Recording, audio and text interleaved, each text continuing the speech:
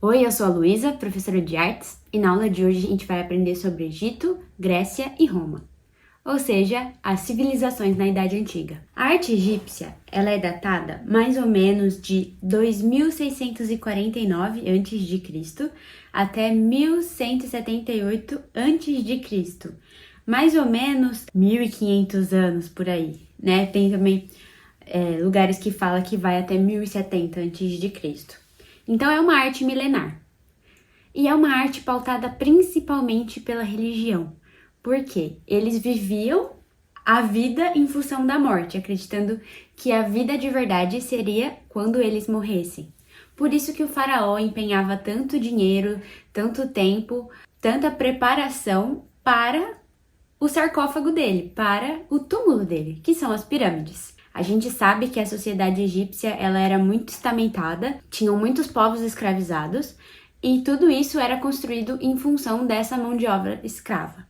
A gente consegue perceber duas coisas muito importantes na arte egípcia: os afrescos, que são os painéis que eles faziam nas paredes das pirâmides, e as esculturas, que seriam considerados as tumbas, os sarcófagos, a máscara mortuária. Essa parte escultural eles faziam com metais, com pedras preciosas, semipreciosas, vidro colorido. E a parte da pintura, entre aspas, eles faziam a fresco ou entalhado mesmo na pedra. E essas pinturas, pessoal, é muito interessante a gente prestar atenção na lei da frontalidade. Por quê? Os corpos, eles nunca eram representados assim, de frente. Eles sempre eram representados com o rosto de lado, então você via o perfil, você não via o olho do lado de cá, mas você via os dois ombros, você via o quadril e as duas pernas. Ou seja, o corpo inteiro estava para frente, o tronco, as perninhas um pouco mais para o lado e a cabeça totalmente para o lado. A gente também consegue observar a hierarquia dentro da pintura. As pessoas que tinham menos importância na sociedade, elas eram feitas pequenininhas, ao mesmo tempo que o faraó, os grandes deuses eram feitos gigantescos, muito grandes. E a religião egípcia possui deuses que são misturas de figuras humanas com figuras de animais. Isso se chama antropozoomorfismo. Por isso também que a gente pode encontrar, às vezes, umas figuras diferentes do nosso habitual nesses afrescos, porque são símbolos da religião deles. Muitas das pirâmides que foram construídas não chegaram até os nossos dias porque elas foram saqueadas com o passar desses séculos e milênios. Mas a última pirâmide que foi descoberta foi a do Tutancâmon, e ela foi aberta em 1922. Só que acontece que as pessoas que entraram ali, os pesquisadores, faleceram pouco tempo depois, tendo em vista que o ar que circulava ali dentro, imagina, mais de 3.000 anos atrás, 2.000 anos atrás, as bactérias de antigamente não são as mesmas de hoje. Então, o corpo do ser humano que entrou ali não estava preparado com anticorpos para combater o que tinha no ar ali dentro. Isso é muito triste, mas também essa tumba trouxe descobertas surpreendentes para nossa história.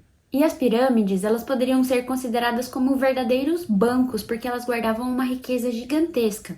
O próprio pesquisador que entrou na tumba de Tutancâmon, ele fala que quando o olho acostumou com a luz, os detalhes do ambiente começaram a emergir da névoa, estranhos animais, esculturas de ouro por todos os lados, havia o reluzir do ouro.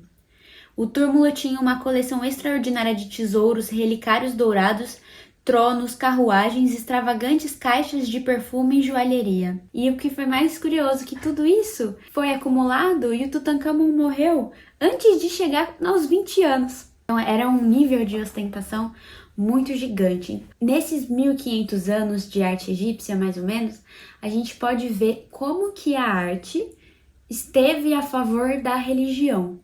A arte vai se desdobrar na história trazendo a religião novamente. Por quê? Depois a gente estuda a arte grega e a arte romana. É aquela coisa, né? Posso ver o seu trabalho, como que ele tá? Pode copiar, mas só não faz igual.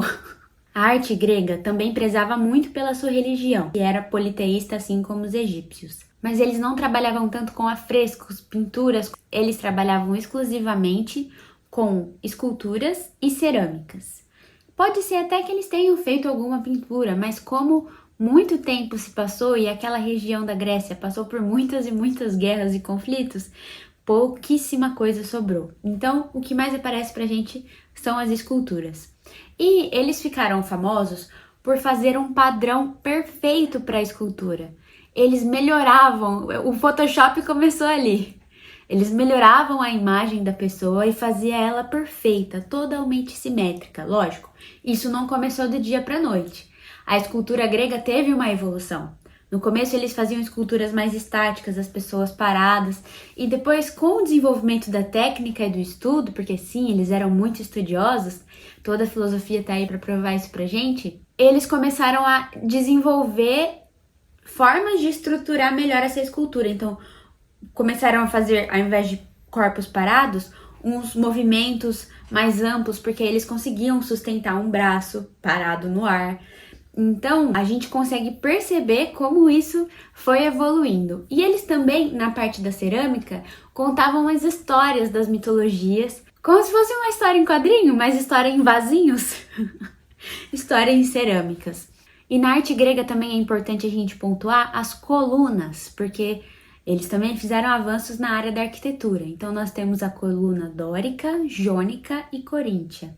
O que muda de uma para outra é o cabedal, mas assim como a escultura foi evoluindo com o tempo, as colunas também igualmente. A gente pode ver que a diferença de uma para outra é justamente a dificuldade em fazer esses arabescos maiores, em colocar esse esforço na materialidade. Então é muito legal a gente estudar a história porque a gente consegue perceber como que o ser humano vai evoluindo. Só que aí, a arte grega, ela durou de 1100 a.C., então logo que acabou a arte egípcia, e ela foi até 27 a.C., porque foi aí que ela foi anexada como província de Roma.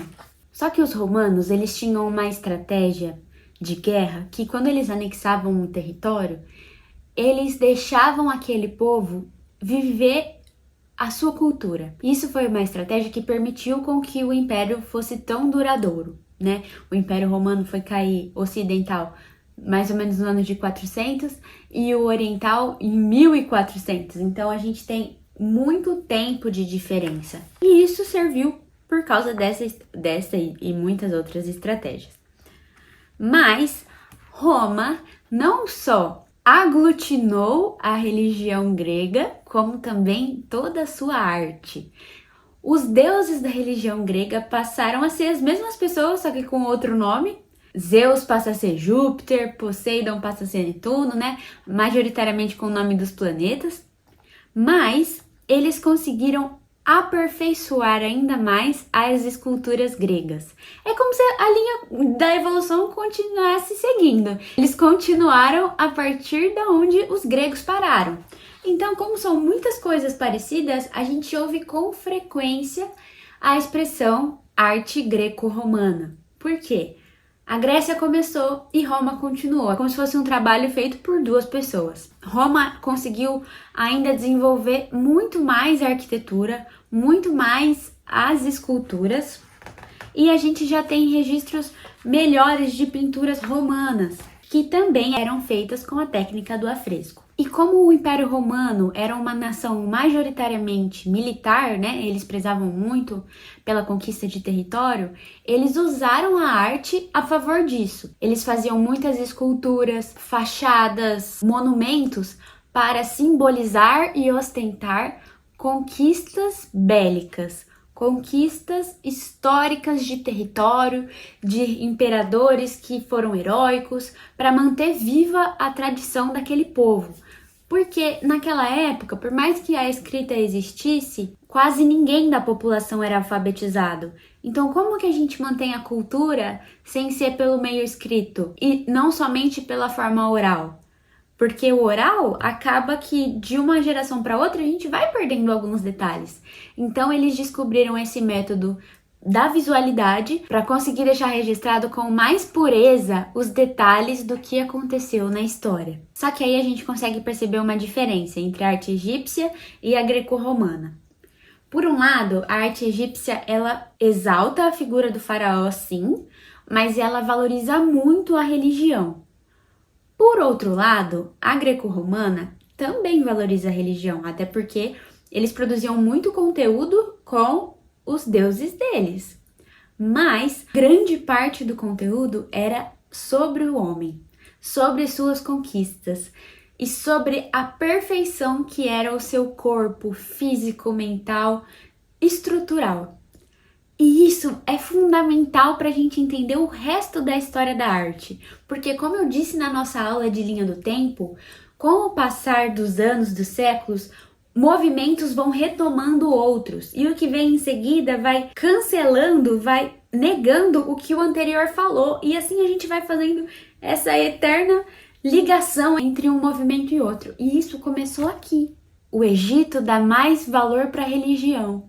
A Grécia e a Roma dão mais valor para o homem. Depois, na Idade Média, quando a gente tiver a arte bizantina, a arte gótica, a arte românica, a gente vai retomar esse conceito de religião. Só que aí, com o Renascimento, a gente vai retomar esse conceito da importância do homem. Então, a gente consegue enxergar a linha da história da arte a partir desses dois conceitos, do teocentrismo e do antropocentrismo, que às vezes pode ser colocado também como humanismo, mas não confunda com a corrente filosófica. Por último, é bom pontuar que é muito importante você pesquisar sempre por imagens daquele movimento que você está estudando, e sempre estudar junto com história ou, dependendo, com literatura também, porque isso vai promover mais riqueza para o seu estudo e vai facilitar na fixação do conteúdo. Essa foi a nossa aula de hoje. Espero que vocês tenham gostado. Até a próxima!